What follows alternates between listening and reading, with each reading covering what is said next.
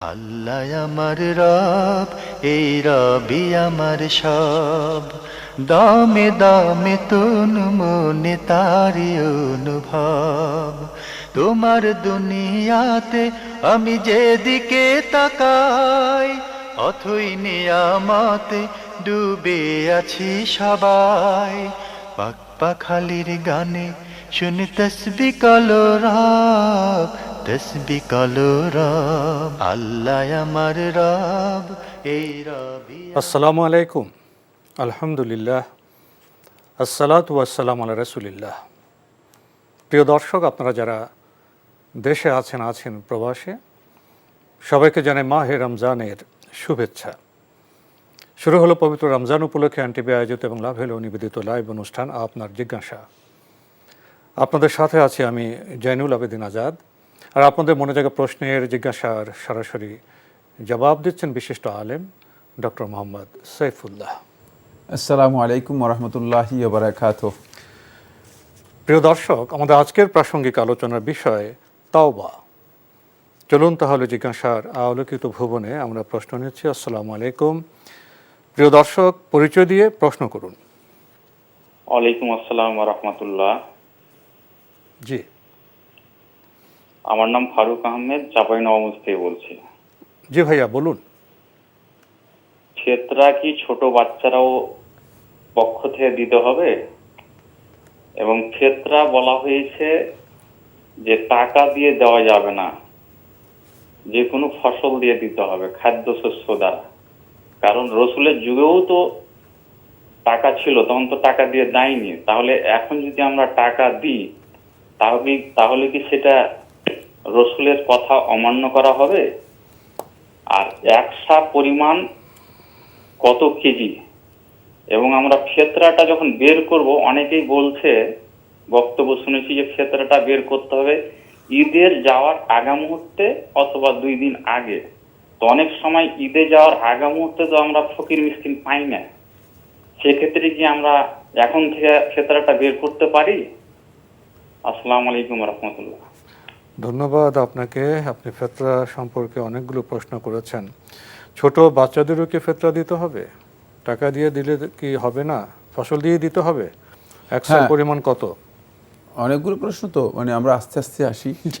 অনেকগুলো প্রশ্ন করেছেন তিনি, একসাথে সুযোগ পেয়েছেন এই জন্য প্রশ্ন করেছেন, অনেক ধন্যবাদ আপনাকে। প্রথম কথা হচ্ছে, বাচ্চাদের ফিতরা দিতে হবে, বাচ্চাদেরও দিতে হবে। সাহাবায়ে কেরামদের আমল দ্বারা প্রমাণিত হয়েছে যে তারা বাচ্চাদের ফিতরা আদায় করতেন।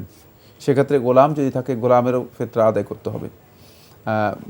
আর 2 নম্বর যে বিষয়টি, সেটা হলো যে ফিতরা কি খাদ্যদ্রব্য দিয়ে দিতে হবে না টাকা দিয়ে দিলেও হবে? বিশুদ্ধ বক্তব্য হচ্ছে, উত্তম এবং সুন্নাহ হচ্ছে খাদ্যদ্রব্যের মাধ্যমে দেয়া। আর খাদ্যদ্রব্য যেই জনপদে যে খাদ্য বহুল প্রচলিত, বহুল মানুষের কাছে সমাদৃত, মানুষ যেগুলো খায় সেটা থেকে দিতে হবে। সেক্ষেত্রে উত্তম হচ্ছে বাংলাদেশের মতো এই ধরনের জনপদে খাদ্যদ্রব্য, চাউল, এই জাতীয় খাবার দেয়া। আর 2 নম্বর হচ্ছে, যদি টাকা দিয়ে দেন তাহলে ফিতরা আদায় হয়ে যাবে। রাসূলুল্লাহ সাল্লাল্লাহু আলাইহি ওয়াসাল্লাম এর সময় যেহেতু খাদ্যদ্রব্যের লেনদেন ছিল বেশি এবং খাদ্যদ্রব্য মানুষের কাছে ছিল অ্যাভেলেবল, আর সেখানে মুদ্রা প্রচলিত ছিল না, ছিল খুব স্বল্প মাত্রায়, এবং সেই মুদ্রাগুলি ছিল ওজনের মাধ্যমে বেচা কেনা হতো। ফলে এই কারণে রাসূলুল্লাহ সাল্লাল্লাহু আলাইহি ওয়াসাল্লাম মুদ্রার প্রচলনটাকে এই ক্ষেত্রে লোকদের জন্য কঠিন হয়ে যাবে, এই কারণে রাসূলুল্লাহ সাল্লাল্লাহু আলাইহি ওয়াসাল্লাম মুদ্রা প্রচলন করেননি। কিন্তু যদি কেউ টাকা দিয়ে আদায় করেন, সেটা জায়েজ হবে, সুন্নাহ অনুযায়ী যথার্থ হবে না। আলেমদের মধ্যে এই মাসালায় 2টি বক্তব্য আছে। একদল উলামায়ে কেরাম বলেছেন ফিতরা আদায়ই হবে না, আরেকদল উলামায়ে কেরাম বলেছেন আদায় হয়ে যাবে, কিন্তু সুন্নাহ অনুযায়ী হলো না। সেক্ষেত্রে উত্তম হচ্ছে খাদ্যদ্রব্য দিয়ে দেয়া। তাহলে আর আপনি এই ইখতিলাফে, এই যে মতপার্থক্য, এতে মতবিরোধ আলেমদের বক্তব্যের মাঝে, এর মধ্যে গেলেন না, আপনি এখান থেকে নিজেকে মুক্ত রাখতে পারলেন। তাই উত্তম হচ্ছে আপনি খাদ্যদ্রব্য দিলে আর এগুলো আসবে না, এই প্রশ্ন আসবে না। এরপরে খাদ্যদ্রব্য কতটুকু, একসা পরিমাণ কতটুকু? একসা এর পরিমাণ হচ্ছে সর্বনিম্ন 2 কেজি 40 গ্রাম, সর্বোচ্চ সেটা 2.5 কেজি বা এর চেয়ে একটু বেশি, সামান্য কম বেশি হতে পারে। সেক্ষেত্রে আপনি 2.5 কেজি বা দিতে পারেন, আর সর্বনিম্ন 2 কেজি 40 গ্রাম যদি আপনি দিয়ে দেন, চাউল অথবা এই চাউল জাতীয় যদি কোনো খাদ্যদ্রব্য হয় তাহলেই যথেষ্ট হয়ে যাবে। 2 কেজি 40 গ্রাম সর্বনিম্ন, আর সর্বোচ্চ 2.5 কেজি এই পরিমাণ দিলেই আপনার ফিতরা আদায় হয়ে যাবে। বাকি আরেকটি বিষয় জানতে চেয়েছেন, ফিতরা কি ঈদের দিন সকালে দিতে হবে না 2-1 দিন আগেও দেওয়া যাবে? ফিতরা দেওয়ার বিধান হচ্ছে যখন ঈদের চাঁদ উদিত হবে তখন থেকে আরম্ভ করে ঈদের মুসল্লায় ইমাম সলাত আদায় করার আগ পর্যন্ত, এই সময়ের মধ্যে। এটা অনেক লম্বা সময়, এতে আপনি ফিতরা আদায় করে দিতে পারবেন।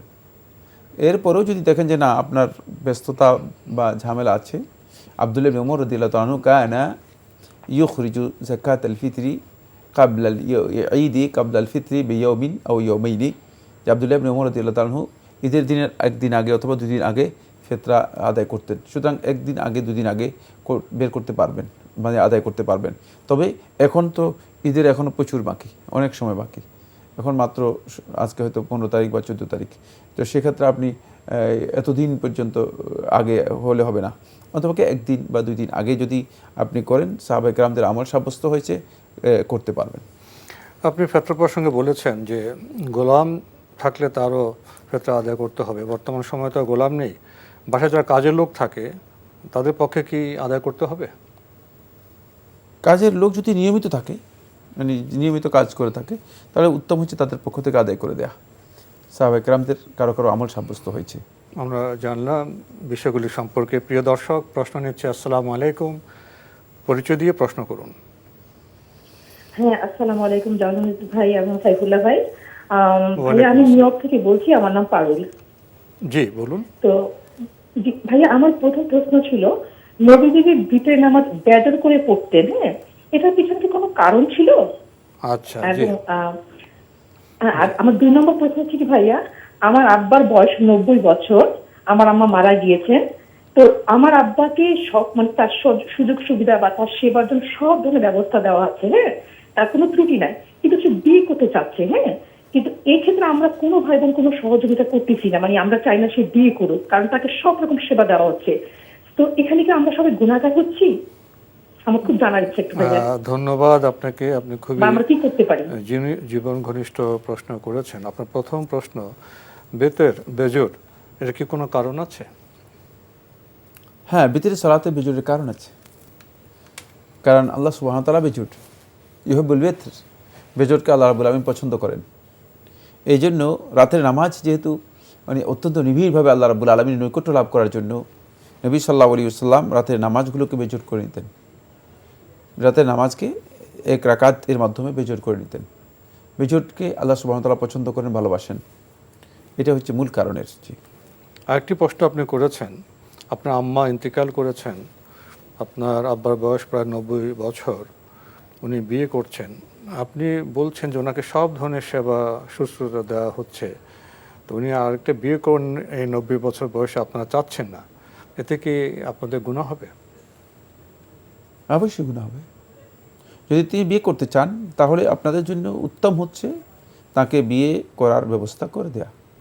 সেক্ষেত্রে আপনারা যদি তাকে মানে তার এই ইচ্ছার উপর হস্তক্ষেপ করেন অথবা তার উপর চাপ সৃষ্টি করেন, আপনারা অবশ্যই গুনাহগার হবেন, কোনো সন্দেহ নেই। আমরা জানলাম বিষয়টি সম্পর্কে। প্রিয় দর্শক, প্রশ্ন নিচ্ছে। আসসালামু আলাইকুম, পরিচয় দিয়ে প্রশ্ন করুন। হ্যালো, ওয়ালাইকুম। ওয়ালাইকুম আসসালাম। সোহেল বলছি, দুনিয়া থেকে। জি বলুন। আমার প্রশ্ন হচ্ছে যে আমি প্রত্যেক বছর 15 রমজানে জাকাতের হিসাব করে জাকাত দেওয়ার চেষ্টা করি। তো জি। এখন তো 15 রমজান হিসাব করলে মানে এপ্রিল মাস চলে। তো আমি গত ফেব্রুয়ারিতে আর কি, এই বছরের ফেব্রুয়ারিতে জমি বিক্রি করে ওখান থেকে 5 লাখ টাকা পেয়েছি আর কি। হ্যাঁ, জি। তো এইটা কি আমার এই বছরের জাকাতের সাথে কি 5 লাখ টাকার মানে ইয়া করতে হবে, হিসাবে আনতে হবে? এটা তো এক বছর মানে ইয়া হয়নি, জি। 1 বছর তো পার হয়নি, এটা কি হিসাবে আসবে কিনা? আপনার কোনো প্রশ্ন আছে? জি, আরেকটা প্রশ্ন হচ্ছে যে ব্যাংকে জব করি, তো ব্যাংকে জবের ক্ষেত্রে আমি আসলে স্যাটিসফাই না। আসলে ব্যাংকে জব করে মনে হয় যে আমি ইয়া করতেছি না। আমাকে অনেকেই পরামর্শ দিতে যে ইনকাম তো হালাল হচ্ছে না। হ্যাঁ, আমি মনে মনেও সেটা মানে ফিল করি। তো কি করণীয়, কি করতে পারি? ধন্যবাদ আপনাকে, আপনি খুবই গুরুত্বপূর্ণ প্রশ্ন করেছেন। আপনি ফেব্রুয়ারি মাসে এবছরের জমি বিক্রি করে 5 লাখ টাকা পেয়েছেন।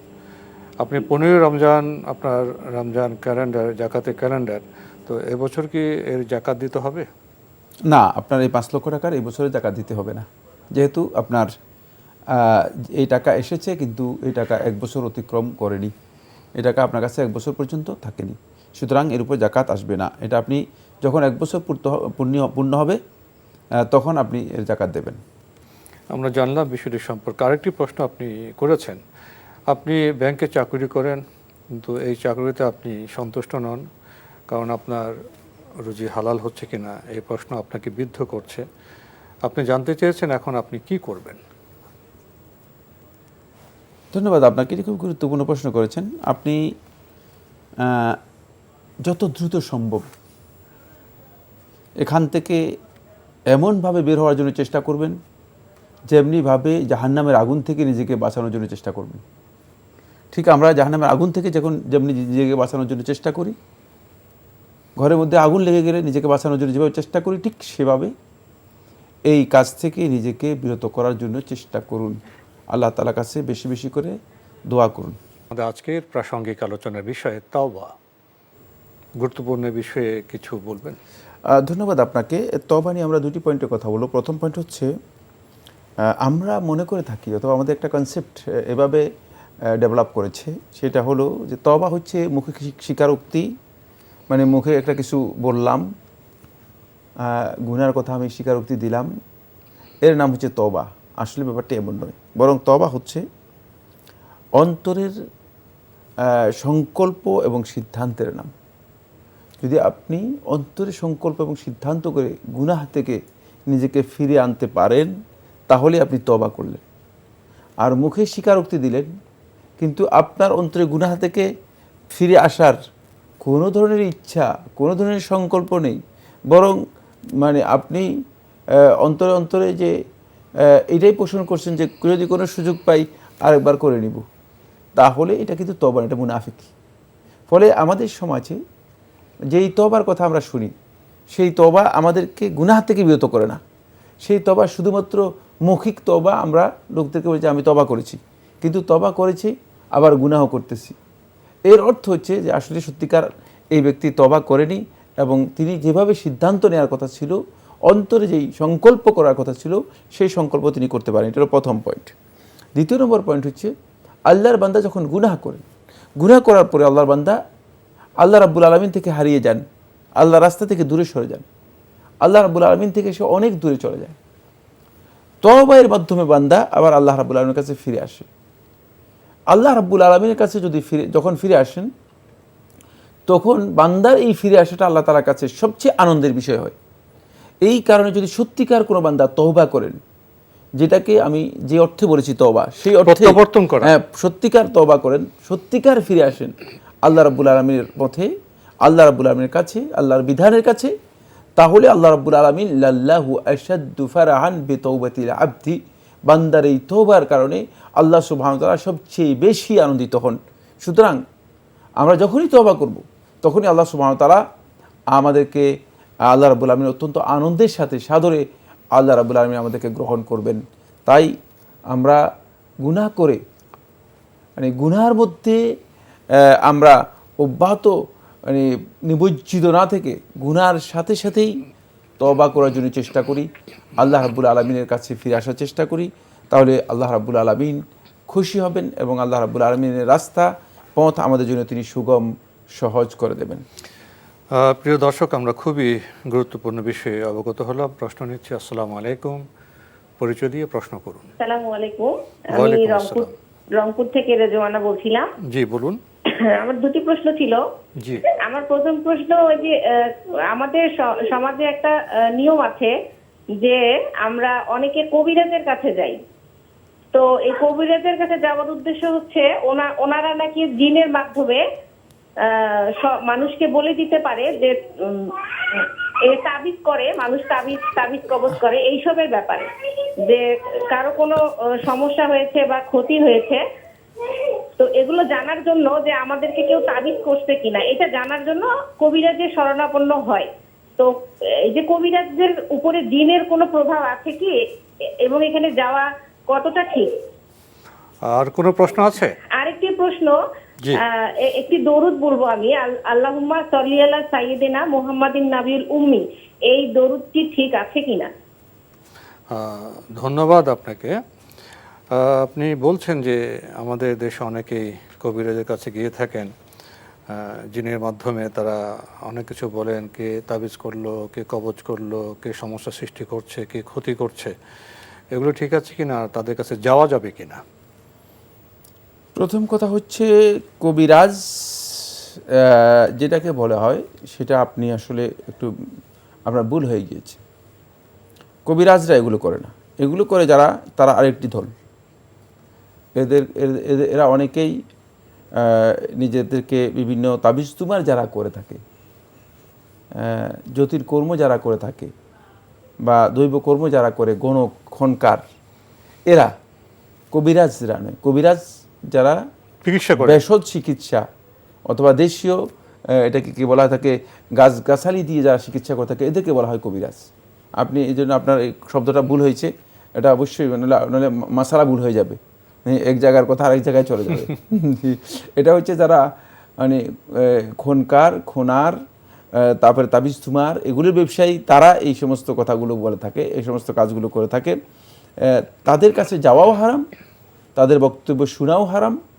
আপনি বলেছেন তাদের উপর জিনের কোনো প্রভাব আছে কিনা, তাদের উপর জিনের কোনো প্রভাব নেই। জিনের প্রভাব তাদের উপর থাকবে কেন? তারা নিজেরাই জিনের আনুগত্য করে, জিনকে মাবুদ মেনে নিয়ে জিনের ইবাদত করে, জিনের মাধ্যমে বিভিন্ন ধরনের অপকৌশলের অবলম্বন করে। এটা হচ্ছে তাদের কাজ। সুতরাং এদের কাছে যাওয়াও হারাম, এদের বক্তব্য শোনাও হারাম। এরা কোনো ধরনের মানুষের কল্যাণ করতে পারে না, বরং এদের কাছে যাওয়া এক প্রকারের শিরক এবং কুফরি। উনি আরেকটি বিষয় জানতে চেয়েছেন, একটি দরুদের কথা উল্লেখ করেছেন, এটি সহিহ কিনা? আপনি যে দরুদের কথা উল্লেখ করেছেন সেই দরুদটি আল্লাহুম্মা সাল্লি আলা সাইয়্যিদিনা মুহাম্মাদিন নাবিয়্যিল উম্মি, এই দরুদ শুদ্ধ নয়। এই দরুদের ব্যাপারে যে হাদিসটি বর্ণনা করা হয় তাকে হাদিসটি মিথ্যা, এই হাদিসটি মিথ্যা। প্রিয় দর্শক, যারা মুসলিম, আমরা তো সহি পথে, হালাল পথে চলতে চাইব।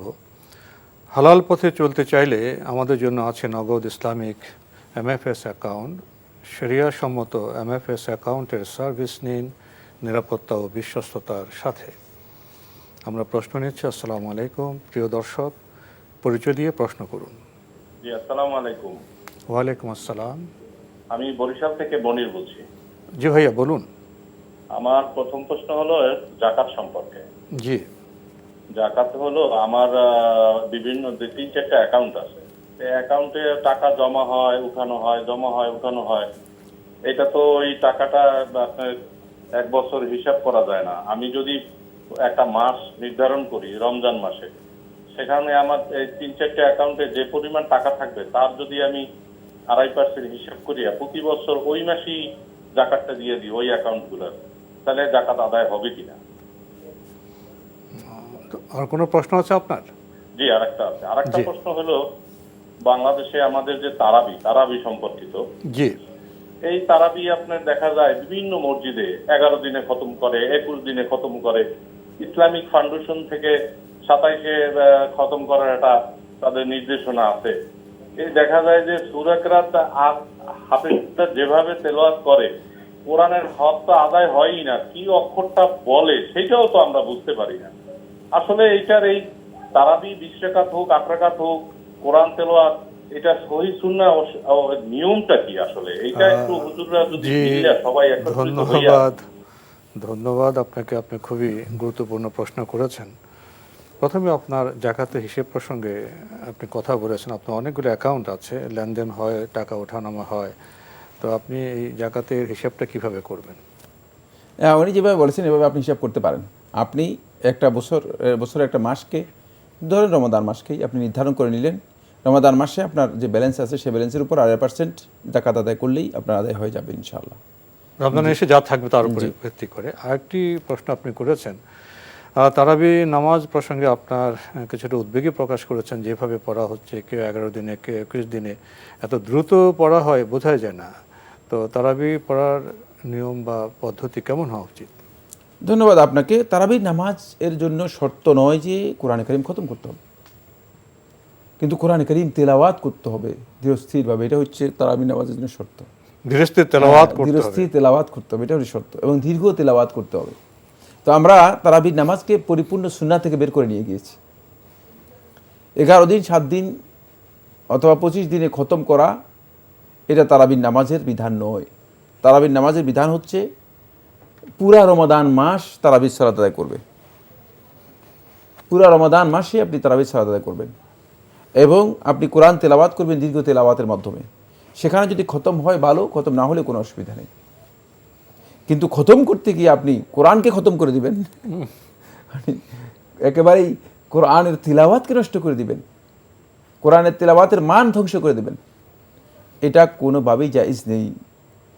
এটা আমাদের সমাজে যেই একটা বড় ধরনের বিপর্যয় নেমে এসেছে কোরআন তেলাওয়াতের ক্ষেত্রে, তারাবির নামাজে দ্রুত কোরআন তেলাওয়াত করা, আস্তে আস্তে এটা কমে আসতেছে। অবশ্য একেবারেই সুন্নাহ পরিপন্থী কাজ। 2 আয়াত পড়বেন, আয়াতগুলো যাতে করে উপলব্ধি করা যায়, বোঝা যায়, এবং এগুলো ধীরস্থিরভাবে তেলাওয়াত করবে যাতে অন্তর পর্যন্ত এই আয়াতগুলোর প্রভাব বিস্তার হয়, এবং এই আয়াতগুলো দিয়ে যাতে আপনি অন্তরে নিজের অন্তরের মধ্যে একটা প্রভাব আনতে পারেন, অন্তরের মধ্যে একটা মানে প্রতিক্রিয়া তৈরি করতে পারেন, যেন আলোকিত হতে পারে। তো এই যে তাআসসুর বিল কোরআন, কোরআনের মাধ্যমে নিজে মানে আন্তরিকভাবে প্রভাবিত হওয়ার চেষ্টা করা, এটা হচ্ছে এই সলাতের মূল চেতনা। সুতরাং শুধুমাত্র দ্রুত পড়ে গেলেন, একেবারে কেরা হাজ্জা মানে দ্রুত ট্রেনের মতো চলে গেলেন, একটা অক্ষরও বোঝা গেল না, এটি তারাবির নামাজের যে তেলাওয়াত রয়েছে তেলাওয়াতের সুন্নাহ পরিপন্থী তেলাওয়াত। এখান থেকে আমাদেরকে বেরিয়ে আসতে হবে এবং চেষ্টা করতে হবে।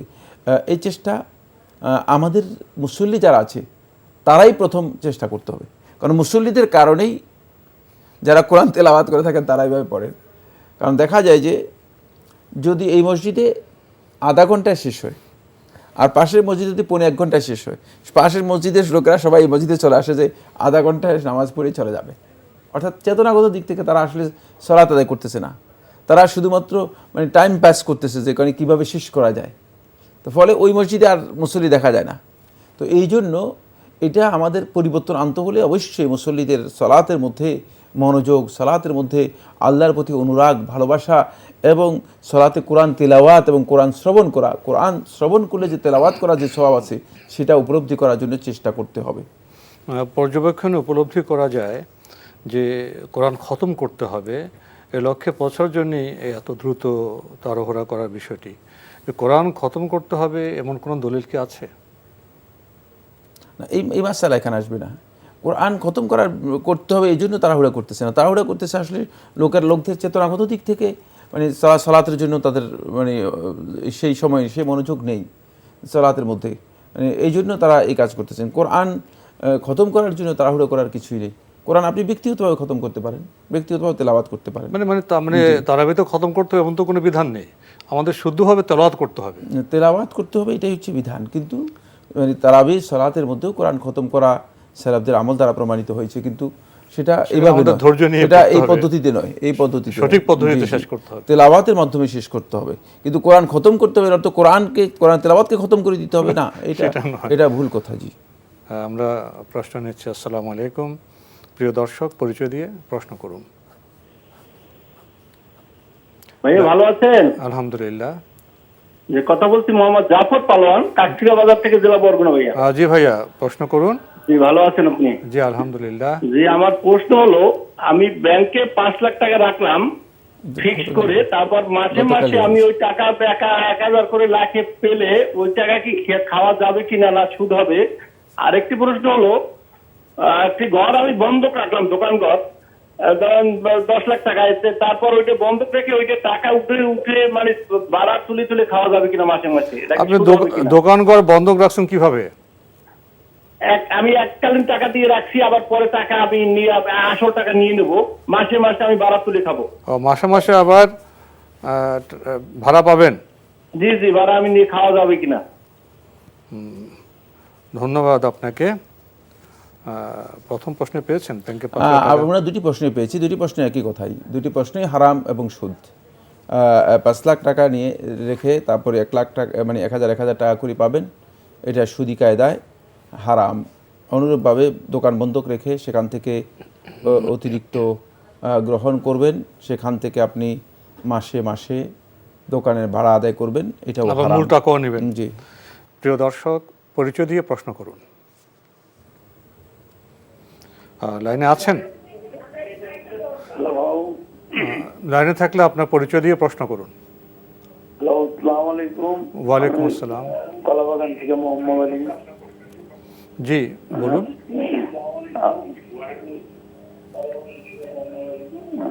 আমার প্রশ্ন হলো যে এই যে জাকাত ফিতরাটা, এটা কি আপনার এই রোজার 15 থেকে শুরু করা যায় না, বা এর আগে যদি না দেওয়া হয় তাহলে এই যে যারা জাকাত ফিতরা যারা খাবে বা নিবে তারা কিভাবে কি করবে? তারা তো বাজার সদাই করবে কিংবা কেনাকাটাও কিছু করবে। আপনার কি আর কোনো প্রশ্ন আছে? না, এটাই আমি জানতে চাই। আপনি কি ফিতরা সম্পর্কে প্রশ্ন করলেন, না এখানে জাকাতও যুক্ত করেছেন? জাকাত ফিতরা দুইটা না শুধু ফিতরা? দুটোটাই, জাকাত ফিতরা দুটোটাই। এরা তো নিয়ে আচ্ছা, বাজার জি করবে, জি জি, খাবে, দাবে। ধন্যবাদ আপনাকে।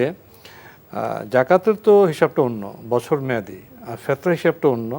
তো আপনি প্রশ্ন করেছেন বাজার সদাই করবে, এটা কি রমজানের 15 তারিখ থেকে শুরু করা যায় না? জাকাত তো আপনি 15 তারিখ নয়, জাকাত রমজানের শুরু থেকে দিতে পারেন, কোনো অসুবিধা নেই। জাকাত আপনি রমাদানের শুরু থেকে দিতে পারবেন। জাকাত তো আপনার ভিন্ন একটি বিষয়। জাকাতের সাথে ফিতরার কোনো সম্পর্ক নেই। ফিতরা শুধুমাত্র ঈদের চাঁদ দেখা যাওয়ার পর থেকে ফিতরা আদায় করা ওয়াজিব হয়। সেক্ষেত্রে ঈদের চাঁদ দেখা থেকে আরম্ভ করে ঈদের সলাত আদায় করার আগ পর্যন্ত এটা হচ্ছে ফিতরার সময়, আদায়ের সময়। যদি কেউ মনে করেন যে ফকির মিসকিনদের মাসলাহাতের জন্য 1 দিন বা 2 দিন আগে আদায় করবেন, তাহলে জায়েজ। কিন্তু উত্তম হচ্ছে যে সময় আমরা বললাম সেই সময় আদায় করা। সেক্ষেত্রে শুধুমাত্র ফিতরার মাসআলাটি, জাকাতের মাসআলা, জাকাত আপনি আগে আদায় করতে পারেন, অগ্রিম আদায় করতে পারেন। জাকাতের জন্য এখানে অনেক টাইম রয়েছে, অনেক সুযোগ আছে। কিন্তু ফিতরা এটা নির্দিষ্ট একটি বিষয়, কারণ ওই দিনের সাথে জড়িত। ওই দিনে যে সমস্ত লোকেরা ফকির মিসকিন অভাবী আছে, তাদের খাবারের জন্য এই ফিতরার বিধান দেওয়া হয়েছে। আমরা জানলাম বিষয় দুটি সম্পর্কে। প্রিয় দর্শক, প্রশ্ন নিচ্ছি। আসসালামু আলাইকুম, পরিচয় দিয়ে প্রশ্ন করুন।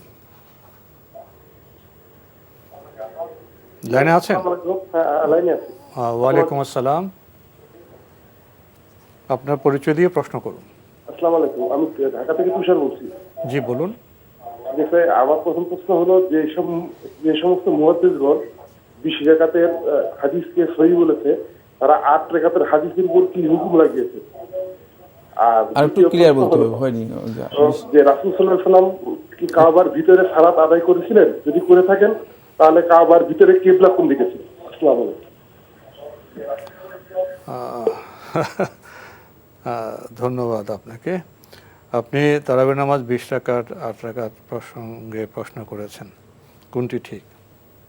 এমনি প্রশ্ন আমি বুঝতে পারিনি, প্রশ্ন আপনি বুঝতে খুব দ্রুত বলেছেন। ওই তারাবি 8 রাকাত 20 রাকাত প্রশ্ন না, ওরকম কমন প্রশ্ন উনি একটা প্রশ্ন করেছেন যেটা আসলে ছুটে গিয়েছে। আমি বলেছিলাম যে কি বলতে চাচ্ছেন সেটা ক্লিয়ার হয়নি। জি, আচ্ছা, নির্দিষ্ট বিষয় জানতে চাইছেন। আরেকটি প্রশ্ন করেছেন যে রাসূল কি কাবা নামাজ পড়েছেন? তাহলে হ্যাঁ, রাসূলুল্লাহ সাল্লাল্লাহু আলাইহি ওয়াসাল্লাম কাবা ঘরে সালাত আদায় করেছেন মর্মে সহিহ রওয়ায়াত সাব্যস্ত হয়েছে দুইজন সাহাবী থেকে সহিহ রওয়ায়াত সাব্যস্ত হয়েছে। আর কাবার ভিতরে যদি কেউ সালাত আদায় করে থাকেন, তিনি যে কোনো দিকে সালাত আদায় করতে পারবেন। এর কিবলা যে কোনো দিকে, ফাআইনামা তুওয়াল্লু ফাসাম্মা ওয়াজহুল্লাহ, যেদিকে কিবলা করবে সেটাই কিবলা। আমরা জানলাম বিষয়টি সম্পর্কে। প্রিয় দর্শক, প্রশ্ন নিচ্ছে। আসসালামু আলাইকুম, পরিচয় দিয়ে প্রশ্ন করুন। আসসালামু আলাইকুম। ওয়ালাইকুম আসসালাম। জি, আমি লালমিয়ার থেকে সজীব বলছি। জি ভাইয়া বলুন। জি, একজনের জমি বন্ধক নেওয়া আছে 1,30,000 টাকার। জি, 1,30,000 টাকার জমি বন্ধক নেওয়া আছে। সেখান থেকে প্রত্যেক সিজনে ধানের কিছু টাকা পায়, আর ঘরে 1 বছর ধরে 30,000 টাকা ছিল। এখন সেক্ষেত্রে কি তার জাকাত দেওয়া লাগবে, এবং জাকাত দেওয়া লাগলেও পরিমাণটা কিভাবে দিবে সেটা আর কি জানা ছিল। এখন ওনার কাছে টাকা আছে 1,30,000 টাকা, না মানে 1,30,000 টাকা জমিতে বন্ধক দেওয়া আছে, মানে বন্ধক নিচ্ছে সে। জমি আছে, 1,30,000 টাকা যিনি জাকাত দিবেন তার কাছে সম্পদ কি আছে? তার কাছে ঘরে মানে ওনার কাছে 1,30,000 টাকা ছিল। উনি 1 বছর আগে জমি বন্ধক নিছেন, ওইখান থেকে প্রত্যেক সিজনে আর কি ধান হিসেবে টাকা পায়। পেয়েছেন প্রশ্ন? হ্যাঁ, ধান হিসেবে টাকা পায়। এখন তার কাছে কি টাকা আছে না নেই? এখন ঘরে ছিল 30,000 টাকা 1 বছর ধরে। না, এতে তার উপর জাকাত আসেনি, এতে তার উপর জাকাত আসেনি। জি, ধন্যবাদ আপনাকে। আমরা প্রশ্ন নিচ্ছি। আসসালামু আলাইকুম, পরিচয় দিয়ে প্রশ্ন করুন। ওয়ালাইকুম আসসালাম। টেলিভিশনের ভলিউমটা কমিয়ে প্রশ্ন করুন। ওয়ালাইকুম আসসালাম। জি, টেলিভিশনের ভলিউমটা কমিয়ে প্রশ্ন করুন। ওয়ালাইকুম আসসালাম। জি, আমরা আপনাকে শুনতে পাচ্ছি। আচ্ছা, আমি প্রশ্ন করেছিলাম। জি বলুন, লাইনে আছেন আপনি? হ্যালো, লাইনে থাকলে প্রশ্ন পরিচয় দিয়ে প্রশ্ন করুন। আসসালামু আলাইকুম। জি ওয়ালাইকুম আসসালাম। আমি ঝিনাইদহ থেকে নূরজাহান বলছি। জি বলুন। আমি একটা বইতে পড়েছিলাম মৃত মানুষের বদলি হজ করতে হলে তাকে তার আগে নিজের হজ করতে হবে। তখন আমার বয়সটা অল্প ছিল, আমি কথাটার মানে বুঝতে পারিনি। আমি ভেবেছিলাম নিজের হজ বলতে যে আমি আগে নিজের হজ করব, তারপরে অন্য কাউকে আমি হজ করাতে পারবো। তাই আমি নিজে আর আমার ভাইকে, বড় ভাইকে সাথে করে আমি হজে যাই, যে আমার ভাইকে দিয়ে আমি আমার মৃত স্বামীর বদলি হজ করাই। কিন্তু আমার ভাইয়ের আগে হজ করা ছিল না। তো এখন আমার প্রশ্ন হচ্ছে, তাহলে আমার স্বামী কি কোনো সওয়াবই পাবে না? আর কোনো প্রশ্ন আছে? জি, আরেকটা প্রশ্ন আছে যে আল্লাহ তো কোরআনে অনেক জায়গায় বলেছে যে আমাকে ভয় করো, কিন্তু আমার তো মানে পুরো অন্তরটা জুড়ে আল্লাহর প্রতি ভালোবাসা। হ্যাঁ, আল্লাহ কোরআনে যা করতে বলেছে আমি তা করছি, যা করতে নিষেধ করেছে আমি তা করি না।